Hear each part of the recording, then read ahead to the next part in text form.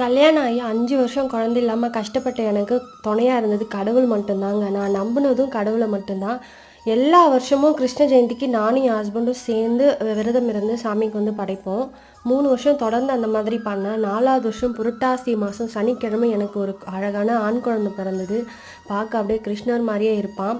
உங்களுக்கும் குழந்தை இல்லை அப்படின்னா கஷ்டப்படாதீங்க.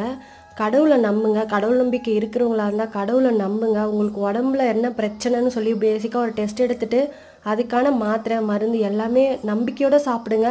கண்டிப்பாக அடுத்த வருஷம் உங்கள் கையிலையும் ஒரு அழகான குழந்தை இருக்கும்.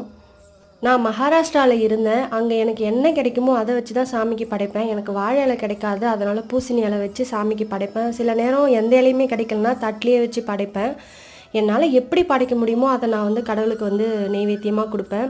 முடிஞ்சால் ஒரு குட்டி கிருஷ்ணர் பொம்மை வாங்கிட்டு வந்து வச்சு படைங்க. நான் அப்படி தான் பண்ணேன். எனக்கு இந்த மாதிரி ஒரு அழகான குழந்தை வந்து